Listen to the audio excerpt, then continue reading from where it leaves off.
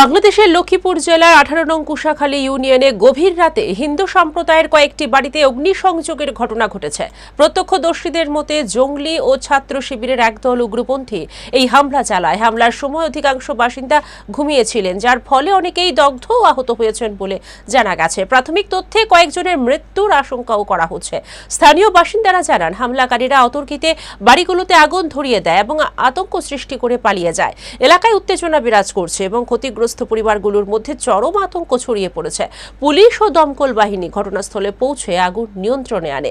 প্রশাসনের পক্ষ থেকে বলা হয়েছে, দোষীদের চিহ্নিত করে কঠোর ব্যবস্থা নেওয়া হবে। তবে এখনো পর্যন্ত কাউকে আটক বা গ্রেপ্তার করা হয়নি।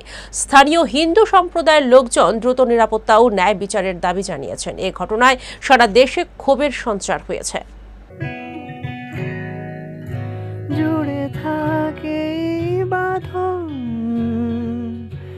আপনার চেয়েও আপন, জুড়ে থাকে বাঁধন আপনার চেয়েও আপন, আপনার চেয়েও আপন।